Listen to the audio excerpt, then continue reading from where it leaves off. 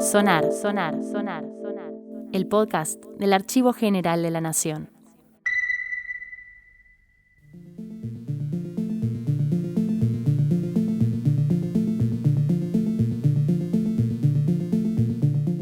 Bienvenidos al quinto episodio de Sonar, el podcast del Archivo General de la Nación. Mi nombre es Florencia Briglia y soy trabajadora del Departamento de Documentos Fotográficos de la AGN. Este nuevo episodio se va a centrar en la figura de Manuel Mujica Lainez. Mujica Lainez nació en Buenos Aires el 11 de septiembre de 1910. Su familia era de origen patricio y aristocrático, y esta situación le permitió acercarse de joven a la literatura y escritura. De hecho, a sus 6 años escribió una de sus primeras obras de teatro, tal vez motivado por su madre, Lucía Lainez Varela, quien se dedicaba a tales artes. Fruto de un accidente casero sufrido en su niñez, Mujica Lainez pasó un tiempo convaleciente, y durante la recuperación sus familiares trataban de distraerlo con relatos.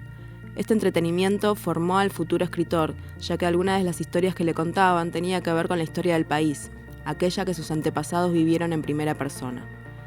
Muchas de estas cosas aparecen luego en la primera etapa de su obra. Junto a su familia vivió 6 años en Europa, pero decidió regresar al país con su hermano mayor para concluir sus estudios. En 1932 comenzó a trabajar como redactor en el diario La Nación. A los pocos años de empezar su trabajo, comenzó su carrera literaria con Don Galás de Buenos Aires, carrera que llegó a su punto más alto con la saga porteña. 4 libros publicados entre 1953 y 1957. Al terminar la saga porteña con Invitados en el Paraíso, Mujica Lainez decide cambiar el rumbo geográfico de su literatura e inicia el ciclo europeo, compuesto por 3 novelas escritas. Durante este periodo abandona Buenos Aires para instalarse en Córdoba, lugar donde viviría hasta su muerte, producida el 21 de abril de 1984.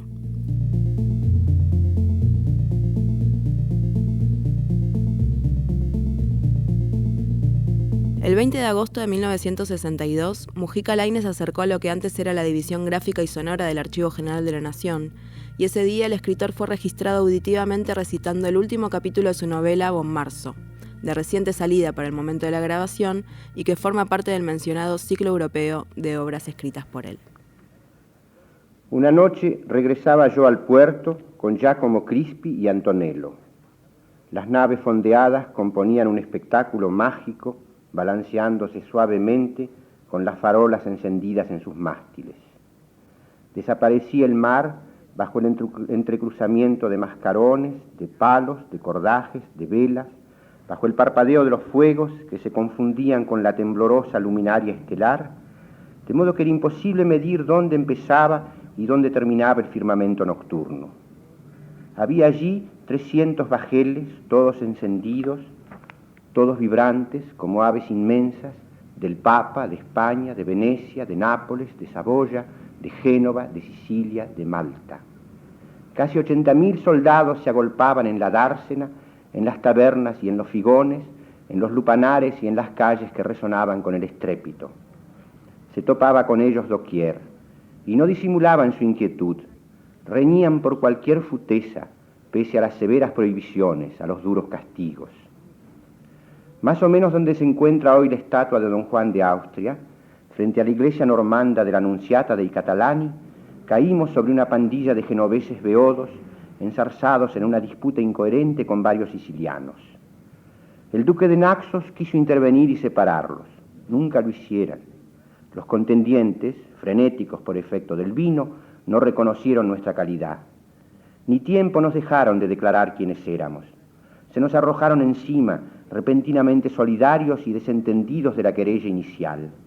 Y antes de que desenvaináramos, de una estocada tendieron a Crispi, y a mí me alcanzaron con un garrote en el hombro, en el sitio mismo que el leopardo desgarró con sus zarpas agudas. Reabrióse la herida y me desvanecí, mientras Antonello chillaba como condenado y los miserables, tambaleantes, abandonaban el campo de su fechoría. Cuando recuperé el sentido, me hallé en mi cámara, entre el de Naxos, ya repuesto, pues lo suyo había sido leve, gracias a la protección de la cota, los 2 Orsini, Antonello, que seguía gimoteando, y Samuel Luna, que vigilaba la puerta firme y sólido para impedir el acceso de los intrusos. Me moví un poco y fue como si me hubieran hundido una daga en el hombro izquierdo. Lancé un grito. «Sosiégate, amigo mío», dijo por lo bajo Giacomo Crispi. «Esto pasará. Con tanto infortunio hemos tenido suerte. Se la debemos a este caballero». De la penumbra del habitáculo emergió la fina cara aguileña de un joven cuyo nombre pronunció el duque sin que yo lo captara. En mi turbación sufriente, pues vino embarullado dentro de un aluvión de palabras que describían la intromisión oportuna del extranjero y la forma en que, atraído por las voces de Antonello y del propio Crispi, que ya había vuelto en sí, me había recogido y me había llevado en brazos hasta la nave. Era un español, paje del cardenal Julio Acquaviva. Me esforcé por expresarle mi reconocimiento, pero no lo toleró el muchacho, que con tono vivaz respondió a las preguntas formuladas por quienes me rodeaban. Lo oí confusamente, tanto me entorpecía el largo desmayo. Hablaba de cómo había trabado relación con el cardenal en Madrid, en ocasión de la embajada que presidió ante Felipe II, para significarle el pesar de Pío V por la muerte de su hijo don Carlos, y de cómo lo había acompañado luego a Roma en su séquito. El cardenal, yo lo conocí en casa de su padre, el duque de Atri, y conversé con él después en la de mi suegro Farnese, se destacaba por su cultura, y el paje, nos lo confesó sonriendo, también había hecho ensayos poéticos, y hasta compuso una elegía con motivo del fallecimiento de doña Isabel de Valois, tercera esposa del rey. Luego, solicitado por el oficio de las armas, más acorde con su ánimo que el ajetreo de palacio, se incorporó a la compañía del capitán Diego de Urbina. Viajaba con él a bordo de la Marquesa. La presencia de mi desconocido Salvador me infundió nuevo brío. Emanaba de sus ojos, de sus ademanes, de su personalidad, un poderoso influjo. La mención de sus inclinaciones líricas me impulsó a manifestarle, sin desprenderme de mi aire condescendiente, que yo era asimismo poeta, y mandé a Antonello que buscara el ejemplar de Ariosto, del cual no me separaba nunca.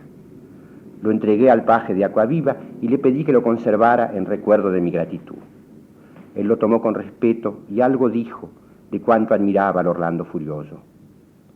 «Permita, vuestra excelencia», expresó, «que a mi vez le deje el libro de un autor excelso, de un poeta de Castilla». Sacó de su faltriquera un volumen muy manoseado, y Horacio leyó, a la luz escasa, que se trataba de las obras de Garcilaso de la Vega, publicadas el año anterior. Añadió el huésped que me interesarían especialmente por la influencia que sobre él habían ejercido Petrarca y San Lázaro. El duque de Naxos nos escuchaba con desplantes de conocedor, si bien poco sabía de estas cosas, y mucho de mujeres, de halcones y de comida.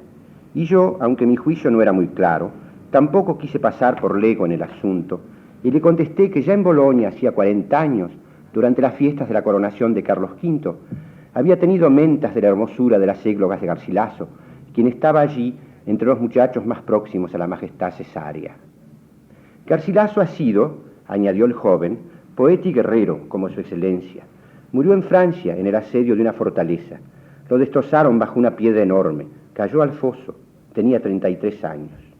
Yo, tonto de mí, en lugar de alentarlo para que continuase refiriéndome episodios de la vida del héroe, me puse a explicar lo que representaba mi propia creación literaria.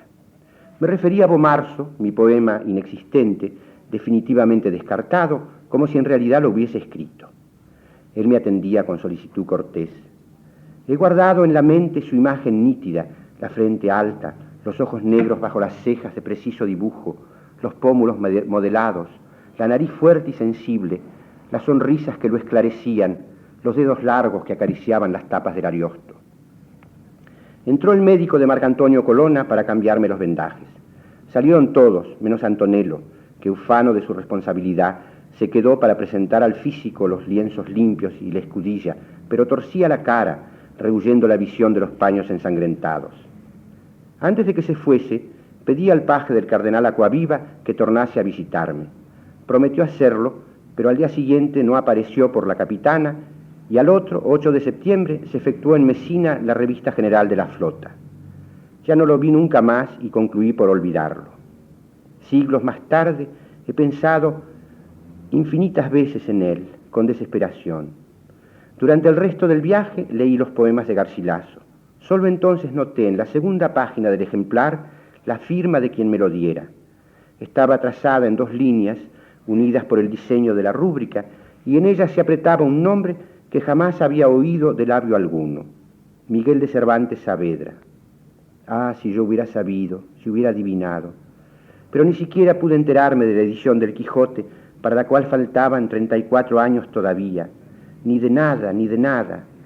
Cervantes se redujo a eso para mí, a un paje, un camarero del cardenal Acquaviva, un soldado del capitán Diego de Urbina, del tercio de don Miguel de Moncada, que me transportó en brazos desde la plaza de la Annunziata dei Catalani hasta la galera del duque de Paliano, como Samuel Luna me había trasladado otras veces. Un poeta, un muchacho a quien di mi volumen de Ariosto y que me dio el suyo de Garcilaso de la Vega. Unos ojos negros, una leve sonrisa. Mi sangre manchó sin duda su jubón, en tanto me sostenía y me abrazaba. Junto al mío el corazón de Cervantes. Y yo, imbécil, le mentí mi bomarzo retórico en 40 cantos fantasmales, en un diluvio de estrofas invisibles, cuando él callaba y aprobaba mis pobres frases preñadas de vanidad. Si hubiera sabido, lo hubiera aposentado en mi castillo, lo hubiera festejado como a un monarca, mejor que al cardenal de este, mejor que al duque de Urbino, mejor que a la marquesa de Mantua, mejor que a ninguno. Pero se esfumó de mi lado, temeroso quizás de importunarme, de incomodar al gran señor romano que escribía un poema destinado a los triunfos inmortales. Y el Garcilaso se extravió, lo habrán perdido mis hijos o mis nietos, o los lantes de la Rovere. ¿Quién iba a fijarse en un librejo sobado? ¿Quién iba a fijarse si ni yo, ni el duque de Naxos, ni Horacio, ni Nicolás Orsini, ni nadie, ni absolutamente nadie dentro del ejército de 80.000 hombres, en momentos en que lo único que nos apasionaba era averiguar qué resolvía don Juan de Austria, a quién favorecía Marco Antonio, qué problemas creaba la testarudez del viejo Sebastián Beniero, qué se contaba de Alejandro Farnese, del Marqués de Santa Cruz, de los caballeros de Santo Stéfano, de los malteses? Nadie presintió que entre nosotros pasaba, recatándose, oscura, encarnada en un muchacho de Alcalá que dejó una mano en la empresa, la dolorosa Gloria. Pero ahora, si pienso que mi sangre salpicó su jubón, acaso sus dedos y sus rostros, en el acecho de Mesina, se me calientan las venas y tiemblo.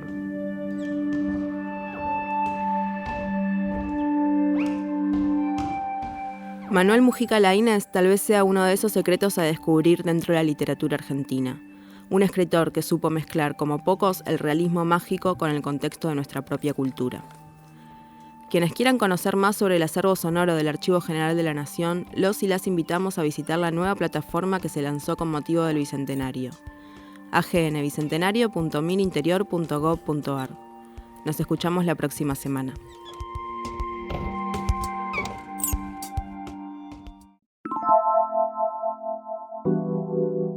Sonar. El podcast del Archivo General de la Nación.